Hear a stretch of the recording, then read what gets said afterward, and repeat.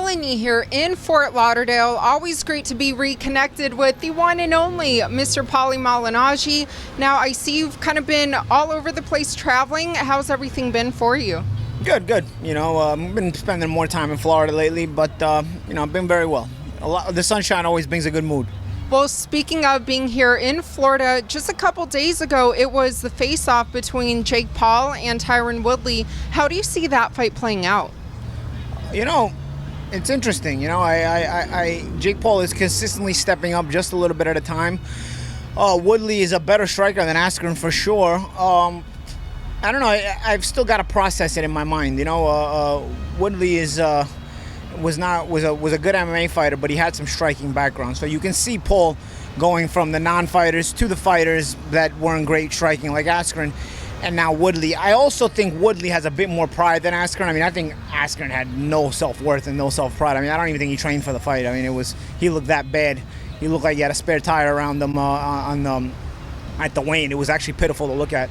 And he made a mockery of himself and a mockery of MMA fighters. So I think Woodley is kind of carrying the torch now for the world of MMA, because if you really look at the celebrity boxing world, it's celebrities boxing, but not against boxers, obviously. So because they want to try to win the fight, so they're choosing and they're having a lot of they're being choosy with their opposition. So it's clear that the celebrity boxing world, at least the upper echelon of it, like the Paul brothers, with the exception of Logan, who's fighting Floyd, are looking to build up their name by beating up on non-boxers. But now they have to, in order to legitimize themselves, they have to fight combat sports guys. So they're going to beat up on MMA guys. So I think it's really up to Tyron Woodley to really kind of carry the weight for the MMA community, or they're going to end up looking like the punching bags for the YouTubers in boxing. Well, speaking of boxing, though, just a couple weeks ago, Canelo beat Billy Joe Saunders. What did you make of his performance and his win? I think it was a good win. We can't be in hindsight and cry 2020. We can't be 2020 with our hindsight. We always are. But in reality, going into the fight, I'll be honest, I thought Saunders was a respectable opponent, undefeated record. I felt he was mentally strong enough to deal with that kind of pressure, that kind of environment, especially having seen him fight David Lemieux in Montreal. But I felt two things. Canelo fought a good fight. Canelo will always give you little spots to be able to win the rounds if you can take advantage of them. But he's strong, and it's nerve-wracking to know that he's got a fighter this strong, and it's nerve-wracking also to fight in that kind of atmosphere where it's loud and everybody's against you. If you're not really used to it. Again, I felt Lemieux had the mental capacity to deal with it, because I'd seen him in Montreal with I thought Saunders had that, because I'd seen him with Lemieux in Montreal. But it seemed like this time around he just couldn't find his footing, really. I felt like he was punching too far away. He was coming up short a lot. And when you're not getting into the exact punching range and you're choosing to punch anyway from far away, to me, it's like you can't get relaxed enough. I never felt like Saunders was relaxed enough, at least not in a confident way. He was coming up short a lot with his punches. He was kind of timid in the way he was fighting. And then ultimately that fact that he was coming up short is what got him counterpunched with that big uppercut. Somebody's having a problem. We got some road rage here. Not good. Got some road rage. All right, there he goes. Somebody fell asleep at a stop sign. All right, so yeah, I felt like eventually the fact that he was coming up short, he couldn't find his proper distance. That's the exact thing that made him pay with a broken orbit bone. That uppercut that was landed by Canelo was a counter to a shot that Billy Joe came up short in, and I felt like most of the time in the fight he was coming up short a lot in some of those a lot of those shots he was throwing. He managed to win a couple of rounds because, again, Canelo will give you the spots to where you can win rounds. He's not the busiest guy, so a lot of times you'll be able to look good in spots against Canelo, but can you be consistent enough in those spots? And that's where it gets tricky, because he's very strong and he's not a stupid fighter. But in your opinion, right now, who do you rank as the #1 pound-for-pound boxer? Canelo's in the conversation. Crawford's in the conversation. Nagoya Inui's in the conversation. Josh Taylor's in the conversation. If we're going to go for a popularity contest, it's going to be Canelo. Do I think Canelo's top of the list for sure? Not necessarily, because I feel like, he's got at least one loss to Golovkin, possibly two. He may have lost the Lara fight. That was a close fight. It's tough because if we talk about we don't want to put. These fighters don't want to fight each other because records are so important today. But then we don't even put them on the pound for pound lists once they have a loss, right? So then it is about the record, obviously. You guys are making the pound for pound list yourself, and if a guy has a loss, he's not on the pound for pound list. So if Canelo didn't get all these decisions that were close, even controversial, would he be the top spot on the pound for pound list? I don't think so. Because of judging by the standard and the criteria that everybody else judges by, right? So I would say probably Crawford, and second, I might even put Josh Taylor second, which would really make Crawford versus Taylor make all the sense in the world at this point. Well, speaking of Crawford and looking at Errol Spence, he's about to fight Manny Pacquiao. Who do you think wins that fight, and what does that fight do for Manny Pacquiao's legacy? I think it's an interesting fight. Pacquiao keeps overachieving, so to speak, at his age. It would do a lot for his legacy. Spence is a very, very strong guy, a very smart fighter. We talk about pound for pound, he's up there as well. And I feel like Spence has probably been looking for some type of legacy fight. He's beaten some very good fighters, but in terms of a legacy fight, something you can kind of hang his hat on, and beating an opponent that everybody, even people that don't watch boxing, know. I think Manny Pacquiao is that guy, and Pacquiao has consistently come back from, the brink of career death, so to speak. I mean, let's face it. We thought when he lost to Jeff Horn a few years ago that that was going to be it, and yet then he comes back and he runs off some victories, and he's even beaten Keith Thurman. So the Spence fight becomes interesting because just when you want to count out Pacquiao, he seems to surprise you, right? So is he going to do it yet again, or is it going to be Spence continuing to mow down opponents and do his thing, So we'll see. We'll find out.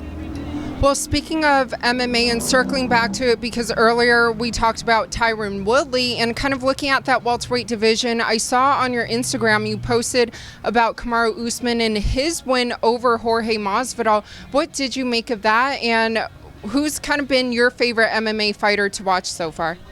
Usman is a very skilled guy, honestly. But I like Colby Covington, obviously, right? Covington also is a guy who hangs out a lot in Fort Lauderdale. I haven't run into him, but if I think for several reasons, I think people could reason why I like Covington. He's outspoken, and he's not afraid to say what he feels is right. And a lot of times I agree with him. Covington is also a guy I don't think gets his respect because of it. I think people look at him more as a controversial guy, but the guy can really, really fight. As far as other weight classes, I don't follow as much so many other weight classes. I think Cormier has been interesting to see, but I think he's retired now. Yeah, he's retired. What was that beef he got into with Jake Paul though? What was that about? Is this going to be another retirement fight against a YouTuber? Well, I mean, we'll see what happens with Jake Paul and Tyron Woodley first, right? Yeah, I guess so. Yeah, we'll go with that route first. You mentioned Colby Covington, so you've never met him or ran into him here in Florida yet? I've never met Covington, but I think he's around here because a lot of people that I know him, and he hangs out a lot of in places that I've seen, like I go to this place Piazza sometimes, and the owners have told me that Covington's been there, so I've not run into him. Do you think that he deserves that rematch against Kamaru Usman? Yeah, I think he does. I think also not only does he deserve it from a skill perspective, but I think even from a marketing perspective, I think he deserves it. I think it's a good fight. I think he deserved it more than Masvidal deserved the rematch. That's for sure. And we saw what Masvidal ended up doing with his rematch opportunity. I don't see why anybody wouldn't want to see Covington and Usman again. I felt the Masvidal rematch. Yeah, you could say, okay, yeah, it was because he was training this time or whatever the excuse was, but in reality, I just never felt Masvidal stylistically matched up to Usman, and I feel like Masvidal also knew that. What's funny about MMA? A lot of some of these MMA fighters, they end up starting to beef with me when they know they're on career suicide watch, they're on career homicide watch. They're almost over. McGregor did it with me, because he knew he was going to lose the Mayweather fight, and then he was probably not going to have much of a career afterwards, and he hasn't really. He's only lost. It's just people keep following him. So he started a beef with me, And I feel like Masvidal almost took a page out of that. You know, he posted something on his Facebook that I don't have Facebook, but somebody put something on, sent me something that he posted on Facebook about what happened with me and Broner in the Broner post fight. You know, and I'm like, that's odd that he would post that. You know, because I was actually giving him some big ups for having knocked out Askren in a couple of seconds. Because I was abusing Askren going into the Jake Paul fight. So I think maybe he took it like as an insult, like against MMA, that I was abusing Askren. I wasn't trying to be Masvidal's friend. I was just really just using Masvidal's KO of Askren to make a point that Askren shouldn't be in this kind of situation, this kind of fight. You never can call yourself a fighter after getting knocked out in 3 seconds. And it seems like afterwards the MMA community embraces that. But before, maybe some guys like Masvidal were insulted. But I didn't see anybody coming to Askren's defense after he got knocked out by Jake Paul, right? So I was right in the end.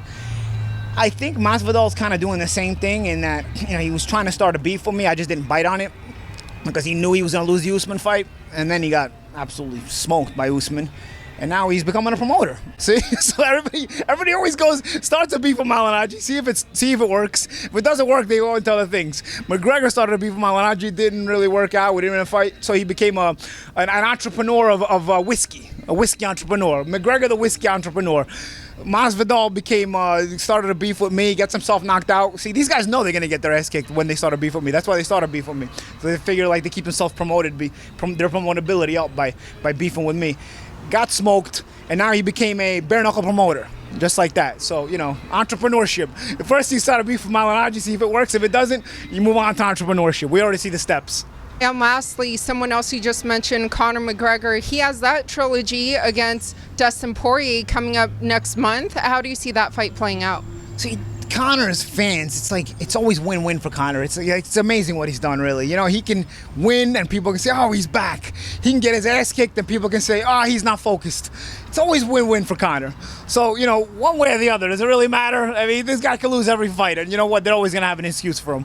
I think he's probably going to get his ass kicked again, to be honest. But that's okay, because they'll tell you that he wasn't focused again. They'll tell you it's because he just sold his whiskey for 600 million. What did he sell it for? 600 million. They'll tell you it's because he did that, and so he wasn't focused as he was finishing deals, the entrepreneur himself. And so this way he'll get another fight with somebody else, and they'll watch it again. So Conor has really built a reputation, prize winning reputation. The Piñata himself. Piñata through and through, where you get a prize for beating him up, and he's going to get himself a prize too. Just for fighting. And for your fans, what would you like to let them know? I don't know. What should we let them know, Helen? I don't know. What do we let them know? We'll let you know that I'm still around. I'm still here. I didn't go anywhere, you know. So just because I'm not around and on camera all the time doesn't mean I'm not doing good. I'm still good. Wearing the Rumble in the Jungle shirts, chilling out in the sun. Just picking up little side gigs right now. You know, I'm working on a couple of deals. Working on a couple of both business deals and commentating the gigs as well. You'll be hearing about me again real soon. In the meantime, I'll be it's loud, right? I'll be in Atlantic City for the Lamar Odom and Aaron Carter fight. I'm working on a little something with celebrity boxing as well. Speaking of celebrity boxing, I got my own little beef with Corey B, Mr. TikToker. Calling you out. Everyone's calling you out. What is it with that? You know, it's like they know who to call out. Like they know if I bite, like this thing's gonna blow up. Like I don't know. Well, you bit though. I mean, it's if I bite sometimes. Like with Masvidal, I didn't even bite because I felt bad for him. I was like, he's gonna get his ass kicked. Like, what am I gonna do? You know, like, what am I? It's like kicking a dead horse. You know, it's like, what was I gonna do? Like, I knew like he was fighting like in 2 weeks and he was gonna get his ass kicked. I'm like, you know what? It's not fair to him, you know. Let him go get his ass kicked, and you know, let him go off. And he did. Then he did that. You know, he became a promoter. Good for you, Jorge. But as far as TikToker, TikTokers, YouTubers, my guy Corey B. This one's I don't know if he's completely stupid or just out of touch with reality. Because even the YouTubers know not to actually mess with real fighters or real boxers. Even they know that. Even TikTokers. I don't have TikTok. I don't do TikTok. I'm not in that generation. But whatever it is, dude. I mean, We'll see. I'm gonna be at the Lamar Odom Aaron Carter fight. He said he's gonna be there, so we'll see if the way he's talking on the radio, because I know you're still talking on the radio. I know you're still talking shit on the radio. We'll see if the way you're talking on the radio, if you actually have the nerve to show up at that fight and come see me, because probably the arena's gonna be big. I don't know. The room's gonna be big. Who knows? We might be in the same room and not see each other. If you're actually gonna be there, like you say, do you have the nerve to actually say something to my face? Do you have the nerve to talk the way you've been talking on the radio? You know he doesn't. We know he doesn't. It's always for the show. It's not for reality. Because when when your mouth signs a check, your ass can't cash, then you know you're in deep shit. That's the problem with you guys.